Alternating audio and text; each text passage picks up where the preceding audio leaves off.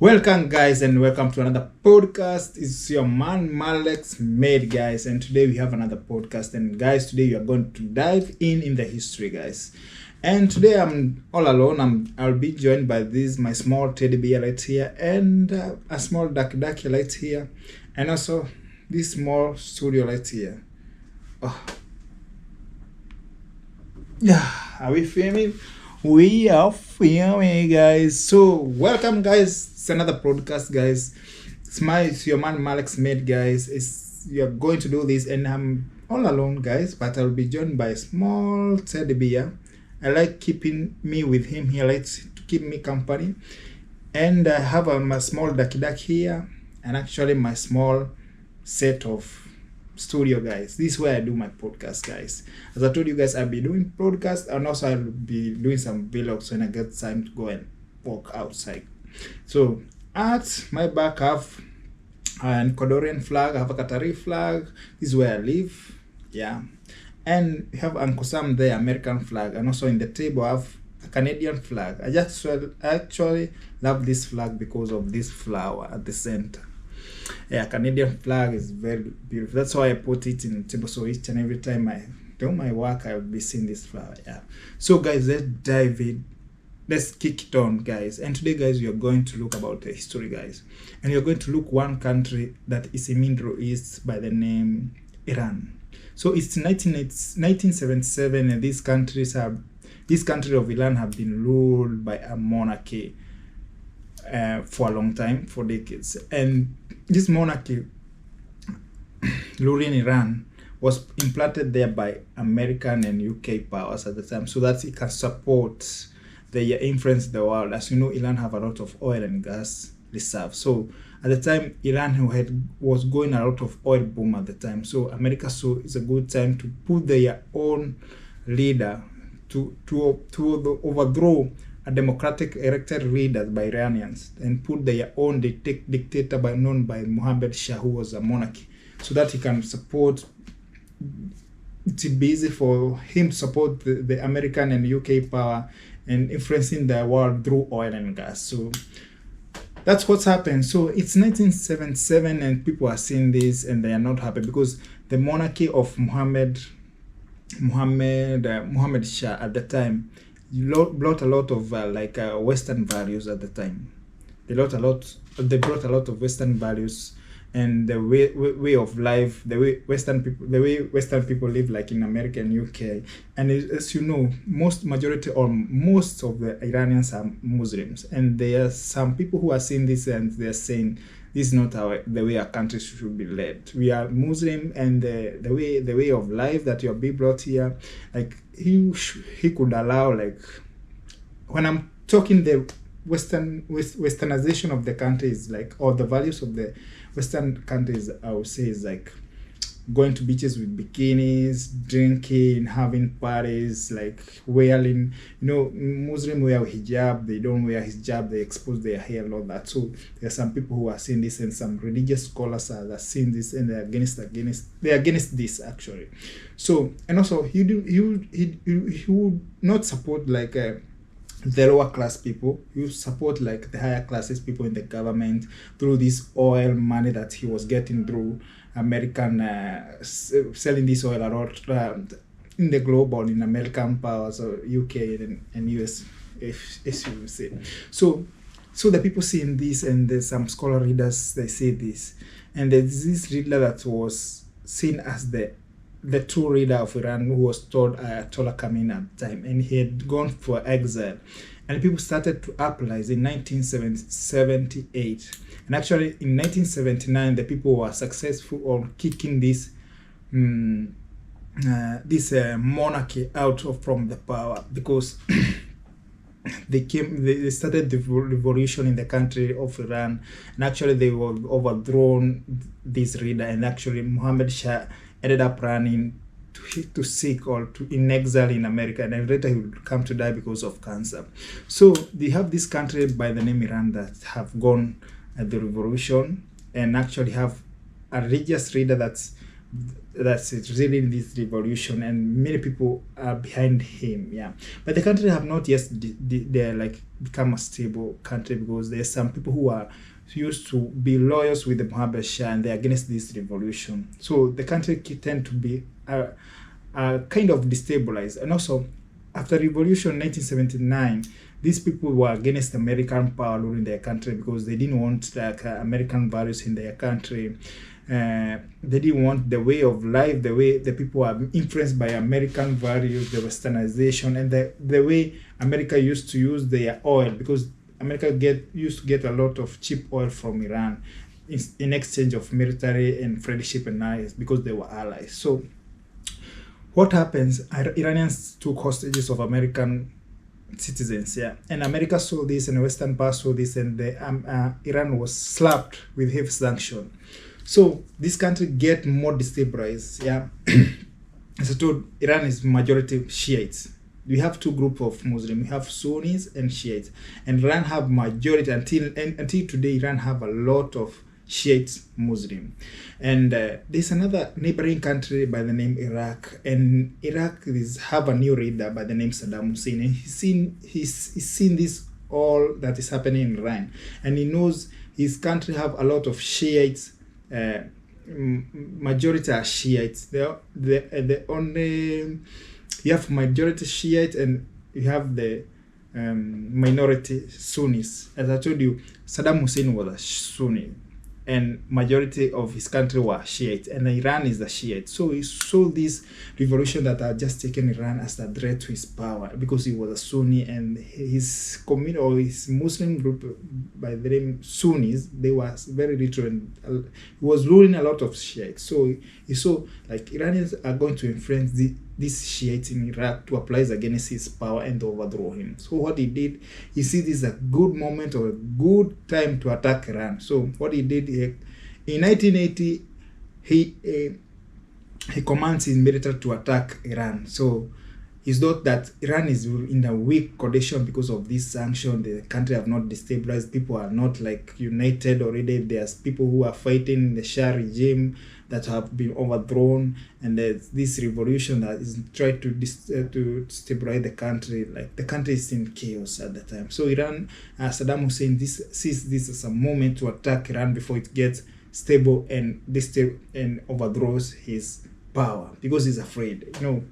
Leaders get afraid to be overthrown. Yeah, I think leadership is sweet. Yeah.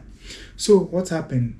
Saddam Hussein commands his military to attack Iranian bases in Tehran, and actually they did minimal damage to these bases because he thought it was successful, but he miscalculated the attack. So what happened? Iran was not that weak, because at the time they had friendship with the US before the revolution had taken place, and the Mohammed Shah, who was ruling through that monarchy at the time, used to buy a lot of weapons because they were friends with the Americans and the Western power.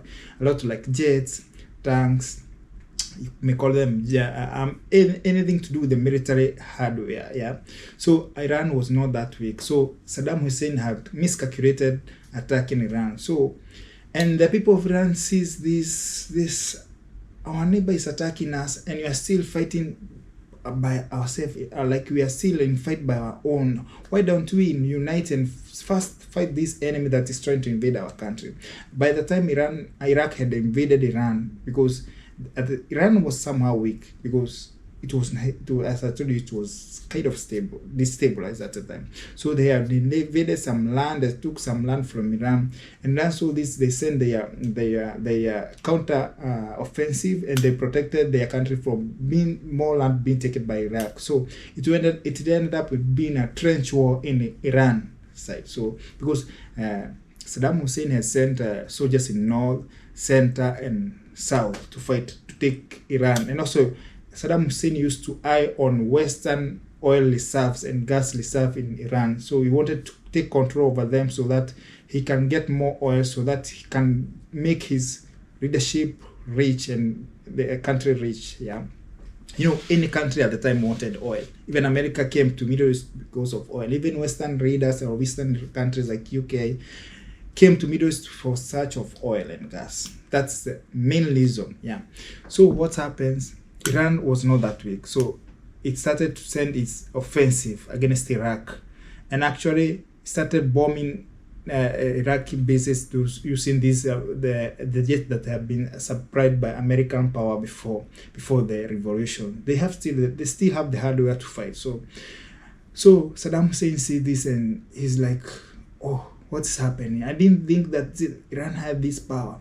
So actually what happened, Iran went in 1981 or 1981, Iran went to like massive offensive and actually managed to set back the Iraqi soldiers back to their country because they had taken some land in Iran. So Saddam Hussein went to taking Iranian lands and oil reserves to protect his own borders because Iraq were coming with force, taking back the Iraqi soldiers back and try to take Iraqi land. So Saddam Hussein is worried at this time and see this as a big threat to his power because Iran is coming with a lot of force, and actually they have a lot of weapons. And so at the back doors, the United States is still supporting Iraq or Iran with the weapons, and also Israel at the time used to support Iraq and Iran with the weapon because Israel saw these two regional powers as a threat to Israel. As you know, Israel have been fighting this Iraq and these Muslim powers for a long time, and they saw these two countries as a threat to their existence in the Middle East. So what Israel did is sold a lot of technology and weapons to Iran and also US used to sell a lot of weapons to Iran, so that it can make these two countries to fight so that they can destroy each other and lose power so that they cannot challenge their dominance in the Middle East, you understand? So, and also Iraq used to get a lot of weapons from Soviet Union at the time. So it was kind of brutal war, yeah. So what happened? Saddam Hussein see this and said, oh, I miscalculated this. So what he did is he requested the United Nations or the superpowers to come in the table and try to talk Iran to stop this war. But actually, Ayatollah Khamenei, who led the revolution in Iran, sees this as the good thing for his power because the people of Iran are uniting against this invasion and they are accepting the revolution. As I told you at the first, some people didn't support the revolution in Iran. There's those who are supporting Mohammed Shah. There was those that are supporting the revolution. Like it was this terrible. And these people now have united against this power that is invading and fighting his cities. So what Mohammed Ayatollah Khamenei said, the war is not going to stop until Saddam Hussein stepped down from the power. And what Saddam Hussein did, he said he's not going to step down. So the war continues and continues. So actually it went to brutal wars and they succumbed a lot of casualties from the both sides, the armies and all that. Iraqis and Iran are still fighting in the border. So Iran have a lot of force and actually it's using a lot of Western military. As I told you, Saddam Hussein had miscalculated the power that Iran had before because Mohammed Shah had invested heavily in military when they were friends with the Western power, America and UK, because as I told you, they were doing like trade. Give me some weapon, modernize my military, give me some money, and I'll give you cheap oil. So Iran had a lot of military hardware, and actually they went on biggest offensive and started taking Iran lands. And Saddam Hussein see this. I tried to talk to United Nations and biggest powers in the world to kind of try to stop this leadership in revolution power or this Ayatollah Khamenei to stop this war and invading our land. So what did Saddam Hussein do? Went brutal. He started bombing these Iranian soldiers that are invading his land and taking his land by force through chemical weapons or chemical bombs. And actually it went brutal. These brutal weapons, you get suffocated, you become blind like it's deadly, it's devastating for the warfield. And actually it's banned, it's not allowed to use for military use at the time. So but Saddam Hussein see this as his last option to try to defend his country for being invaded by this powerful Iran. So actually Iranian soldier went a lot of Iranian soldiers dies, and another group is rising up in Iraq. There's these Kurds in northern Iraq, and they are seeing like Saddam Hussein is like somehow weak because Iran is beating Saddam Hussein each and every side. So they see this as a good moment. The Kurds wanted a country for their own because they were oppressed by this leader, by Saddam Hussein. They live in Iraq, but they were not like, their needs were not taken care of by this leader called Saddam Hussein. So they see it's a good moment to try to fight this Iraqi and demand their own country or their own controlled government region in northern Iraq. And Iran sees this and say, oh, why can't we support this group by the name Kurds to try and fight this Saddam Hussein, to try to weaken him so that we can kick him out of the power. And actually, when Saddam Hussein see this, actually he went brutal. He uses a lot of chemical weapons to his own people because Kurds are Iraqis. He bombs with these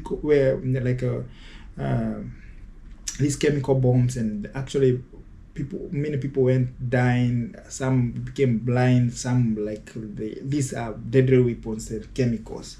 So whatever they did, he actually manages to, because the Kurds have collaborated with the Iranians. He actually bombs a lot of Kurds and his own citizens and kill a lot and Iranian soldiers who are collaborating with this Kurdish. And actually, Kurdish had to stop this attack by his own country. Now he has to focus on the southern border border where the fight was going on, because the Iraqis were massing more attack on Iraq. And actually they went also brutal, uses these chemicals a lot. So Ayatollah Khamenei sees this and also start bombing Iranian towns and cities around the country, like in Tehran, throwing these deadly bombs and killing a lot of people in Iran. Actually, thousands and thousands of Iranians dies from both sides because they used to bomb each other. So Ayatollah Khamenei, people start doubting this Ayatollah Khamenei revolution because they are seeing like their country, they are being bombed. Also, people in the capital city in Thailand start running in the mountains just to hide because they think this Saddam Hussein, who is launching these chemical bombs in their cities, in his own country, or in the field where they are fighting with the Iranian soldiers, he's gonna use these chemicals to bomb these brutal bombs or chemical bombs to bomb the cities or the capital city of Iran. So, like in Tehran, people went out from the capital of Tehran, that is the capital of Iran, Tehran, and they hid in the mountains because they fear these chemical bombs that Saddam Hussein was using at the time. So Ayatollah Khamenei sees this, who is the leader of Iran, as I told you. He sees this and sees this is not going the way he wanted. So what he does, he requests for ceasefire. And actually, Saddam Hussein also wants for ceasefire because he sees as his country has started becoming weak because he has used a lot of soldiers, a lot of weapons are like he don't have more weapons to fight, and also he gets a lot of loan from other Middle East countries. Yeah, they give him money to fight this Iranian war, and he actually have a lot of debt from other Arab nations, that's Saudi Arabia, Qatar, Kuwait, and Bahrain, you may name them, the Middle East countries. So he sees this, and Saddam Hussein is actually, he sees they have loans from all these Middle East countries, so I have to stop the fight. Also, Ayatollah Khamenei in Iran, he's seen this, and the people have started to have disbelief or doubt in his leadership. So the two leaders agreed to ceasefire, and actually ceasefire is actually agreed through United Nations or the superpowers, and actually this country went back to their own original borders, and the fight is over. So when the fight is over, these Middle East countries, they are like, Saddam Hussein, we we gave his country a lot of money, and we need it back because it was a loan. They didn't give like for free. They were giving it as a debt. So they start calling at Saddam Hussein that we want our loan back. And actually Saddam Hussein country have gone out of war. He said they are being bombed by Iran and all that. And the country that they fought brutal war for, like actually they fought for 8 years. Yeah, from 1979 or 1980 to 1988. That's good 80 years since they started the war. So Iraq's cities are bombed everywhere, the infrastructure, and the people have to start a new life, a new beginning, because the country that devastated. Let me say that. And Saddam Hussein, in short, he doesn't have the money to pay off the debt that he took from Middle East country, the Arab nations. So whatever he sees, because get a lot of pressure from these countries. He doesn't have money. So what he does is he thinks and sees another nation on southern part by the name Kuwait. Kuwait at the time it was a rich nation in oil and gas. Until today, Kuwait is one of the countries that have a lot of oil and gas and export a lot of oil and gas. It also have the strongest currency in the world. So Saddam sees this country as his next target, because he wants to take control of its oil itself. And also this country is very small, and Saddam Hussein might say this is a small country having all this gas and oil itself. Maybe if you use our remaining strong military to take over this country, maybe we're gonna be able to pay off debt using the oil itself, because it's just a small country. We can occupy it and become our own land. So whatever Saddam Hussein does is he went to offensive and start invading Kuwait, yeah, so that he can pay off. And he also had a lot of loan from Kuwait, and see this, you're gonna take over this Kuwait country and try to use the reserve to pay all the other Arab nation, and started this invasion. And the Arab nation are like, what the heck is going on with Saddam Hussein? He was now from attacking Iran, and we supported him. Now he's attacking our neighbor who actually support him with the money. So whatever they did, Arab nation just called or collaborated with the United States, and actually they went brutal to Saddam Hussein. Actually, American power came with all bombers, jet and everything, and actually they were able to kick Saddam Hussein out of Kuwait, but it was devastating for Kuwait, because a lot of oil fields were damaged and oil was spilling everywhere. Yeah, and Saddam Hussein actually retreated very fast, because he was like, all these allies, Saudi, Kuwait, all these Arab nations formed a big alliance to fight this invading dictatorship by Saddam Hussein. Actually, he was kicked out of Kuwait.